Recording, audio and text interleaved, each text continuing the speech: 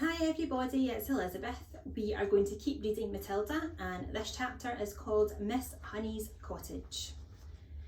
Miss Honey joined Matilda outside the school gates, and the two of them walked in silence through the village high street.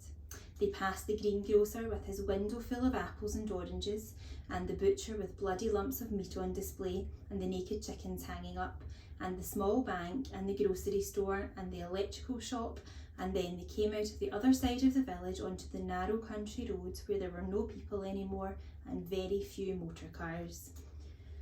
And now they were alone, Matilda all of a sudden became wildly animated. It seemed as though a valve had burst inside of her and a great gush of energy was being released.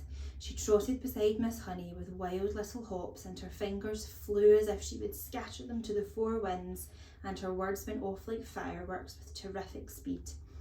It was Miss Honey this and Miss Honey that, and Miss Honey, I do honestly feel I could move almost anything in the world, not just tipping over glasses and little things like that.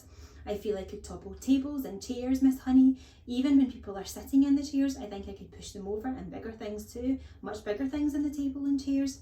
I only have to take a moment to get my eyes strong, then I can push it out, this strongness at anything at all, so long as I am staring at it hard enough. I have to stare very hard, Miss Honey, very, very hard, and then I can feel it all happening behind my eyes, and my eyes get hot, just as though they were burning, but I don't mind that in the least, Miss Honey.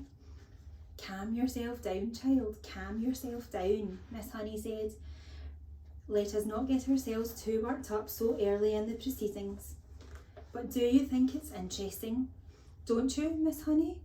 Oh, it is interesting, all right, Miss Honey said. It is more than interesting. But we must tread very carefully from now on, Matilda. Why must we tread carefully, Matilda? Because we are playing with mysterious forces, my child, that we know nothing about. I do not think they are evil. They may be good, they may even be divine, but whether they are or not, let us handle them carefully. These were wise words from a wise old bird, but Matilda was too seamed up to see it that way. I don't see why we have to be so careful, she said, still hopping about. I'm trying to explain to you, Miss Honey said patiently, that we are dealing with the unknown. It is an unexplainable thing. The right word for it is a phenomenon. It is a phenomenon. Am I a phenomenon? Matilda said. It is quite possible that you are, Miss Honey said, but I'd rather you didn't think about yourself as anything in particular at the moment. What I thought we might do is explore this phenomenon a little further, just the two of us together, but making sure we take things very carefully all the time. You want me to do some more of it then, Miss Honey? That is what I am tempted to suggest, Miss Honey said cautiously. Goody good, Matilda said. I myself, Miss Honey said, am probably far more bowled over by what you did than you are, and I am trying to find some reasonable explanation. Such as what? Matilda asked. Such as whether or not it's got something to do with the fact that you are quite exceptionally precocious. What exactly does that word mean? Matilda asked. A precocious child, Miss Honey said, is one that shows amazing intelligence early on. You are an unbelievably precocious child. Am I really? Matilda asked. Of course you are. You must be aware of that. Look at your reading, look at your mathematics. I suppose you're right, Matilda said. Miss Honey marvelled at the child's lack of conceit and self-consciousness. I can't help wondering, she said, whether this sudden ability that has come to you of being able to move an object without touching it, whether it might have something to do with your brain power. You mean there might not be room in my head for all those brains, so something has to push out? That's not quite what I mean, Miss Honey said, smiling. But whatever happens, and I say it again, we must tread carefully from now on. I have not forgotten that strange and distant glimmer on your face after you tipped over the last glass. Do you think it could actually hurt me? Is that what you're thinking, Miss Honey? It's made you feel pretty peculiar, didn't it? It made me feel lovely, Matilda said. For a moment or two I was flying past the stars on silver wings. I told you that, and I shall tell you something else. Miss Honey, it was easier the second time. Much, much easier. I think it's like anything else. The more you practice, the easier it gets. Miss Honey was walking slowly so that the small child could keep up with her without trotting too fast, and it was very peaceful out there on the narrow road now that the village was behind them. It was one of those golden autumn afternoons, and there were blackberries and splashes of old man's beard in the hedges, and the hawthorn berries were ripening scarlet for the birds when the cold winter came along. There were tall trees here and there on either side, oak and sycamore and ash, and occasionally a sweet chestnut. Miss Honey, wishing to change the subject for a moment, gave the names of all of these to Matilda and taught her how to recognise them by the shape of their leaves and the pattern of the bark on their trunks. Matilda took all of this in and stored the knowledge away carefully in her mind. They finally came to a gap in the hedge on the left-hand side of the road where there was a 5-barred gate. "This way," Miss Honey said, and she opened the gate and led Matilda through and closed it again. They were now walking along a narrow lane that was no more than a rutted cart track. There was a high hedge of hazel on either side, and you could see clusters of ripe brown nuts in their green jackets. The squirrels would be collecting them all very soon, Miss Honey said, and storing them away carefully for the bleak months ahead. "You mean you live down here?" Matilda asked. "I do," Miss Honey replied, but she said no more. Matilda had never once stopped to think about where Miss Honey might be living. She has always regarded her purely as a teacher, a person who turned up out of nowhere and taught at school and then went away again. Do any of us children, she wondered, ever stop to ask ourselves where our teachers go when school is over for the day? Do we wonder if they live alone, if there is a mother at home, or a sister, or a husband? "Do you live all by yourself, Miss Honey?" she asked. "Yes," Miss Honey said, "very much so." They were walking over the deep sun-baked mud tracks of the lane, and you had to watch where you put your feet if you didn't want to twist your ankle. There were a few small birds around in the hazel branches, but that was all. "It's just a farm labourer's cottage," Miss Honey said. "You mustn't expect too much of it. We're nearly there." They came to a small green gate, half buried in the hedge and almost hidden by the overhanging hazel branches. Miss Honey paused with one hand on the gate and said, "There it is, that's where I live." Matilda saw a narrow dirt path leading to a tiny red brick cottage. The cottage was so small it looked more like a doll's house than a human dwelling. The bricks it was built of were old and crumbly and very pale red. It had a grey slate roof and one chimney, and there were 2 little windows at the front of each. Each window was no larger than a sheet of tabloid newspaper, and there was clearly no upstairs. On either side of the path there was a wilderness of nettles and blackberry thorns and long brown grass.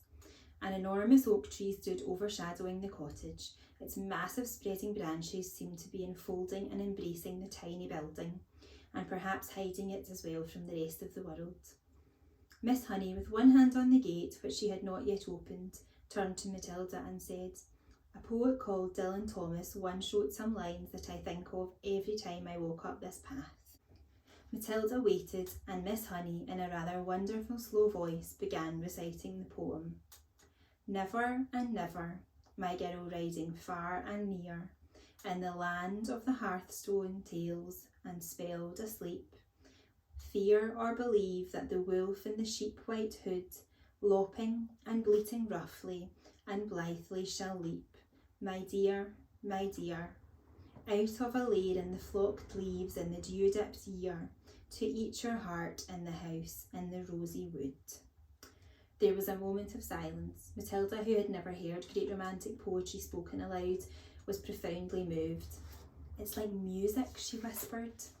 "It is music," Miss Honey said, and then, as though embarrassed at having revealed such a secret part of herself, she quickly pushed open the gate and walked up the path. Matilda hung back. She was a bit frightened of this place now. It seemed so unreal and remote and fantastic and so totally away from this earth. It was like an illustration in Grimm or Hans Andersen. It was the house where the poor woodcutter lived with Hansel and Gretel, and where Red Riding Hood's grandmother lived, and it was also the house of the 7 dwarfs and the 3 bears and all the rest of them. It was straight out of a fairy tale. "Come along, my dear," Miss Honey called back, and Matilda followed her up the path. The front door was covered with flaky green paint and there was no keyhole.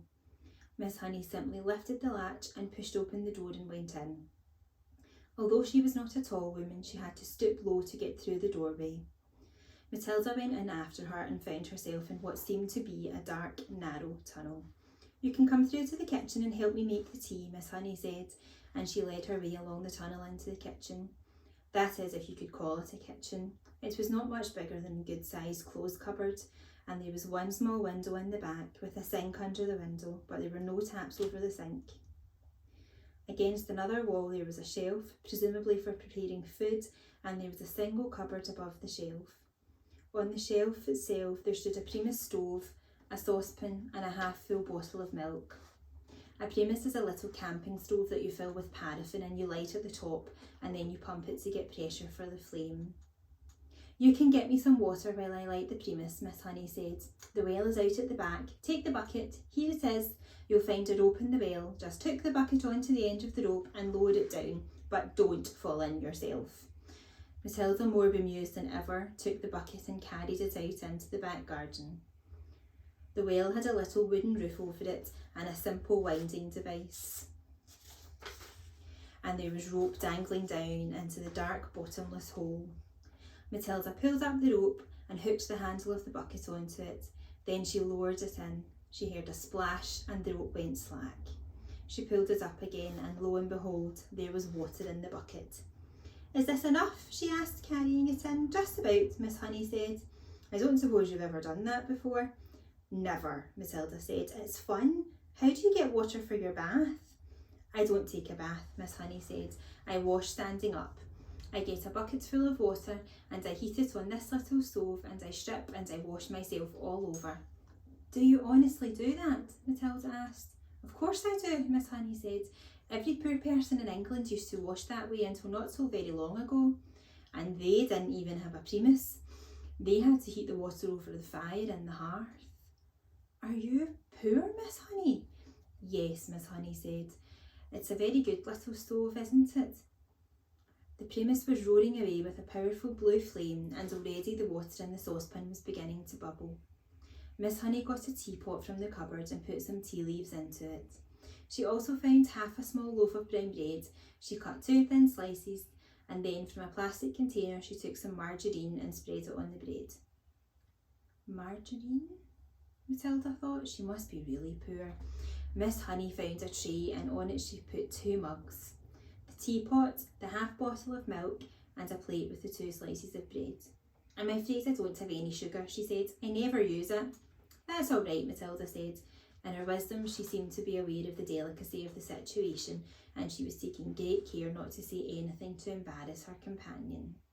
"Let's have it in the sitting room," Miss Honey said, picking up the tray and leading the way out of the kitchen and down the dark little tunnel into the room at the front. Matilda followed her, but just inside the doorway of the so-called sitting room, she stopped and stared round in absolute amazement. The room was as small and square and bare as a prison cell. The pale daylight that entered came from a single tiny window in the front, but there were no curtains. The only objects in the entire room were 2 upturned wooden boxes to serve as chairs and a third box between them for a table. That was all. There were no pictures on the wall, no carpet on the floor, only rough, unpolished wooden planks, and there were gaps between the planks where dust and bits of grime had gathered. The ceiling was so low that with a jump Matilda could nearly touch it with her fingertips. The walls were white, but the whiteness didn't look like paint. Matilda rubbed her palm against it and a white powder came off on her skin.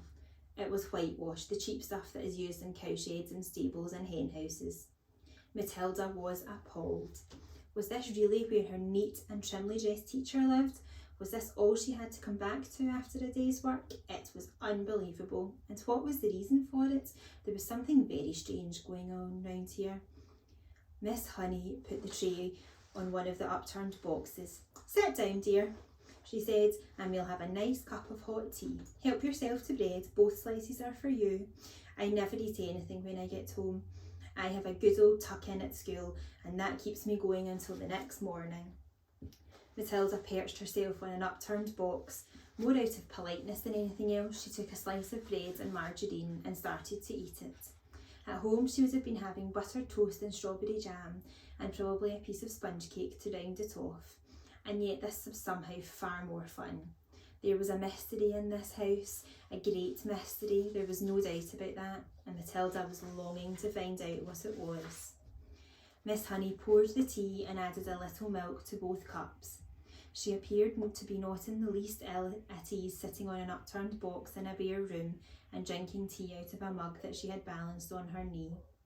You know, she said, I've been thinking very hard about what you did with that glass. It is a great power you have been given, my child, you know that? Yes, Miss Honey, I do, Matilda said, chewing her bread and margarine. So far as I know, Miss Honey went on, nobody else in the history of the world has been able to compel an object to move without touching it or blowing on it or using any outside help at all.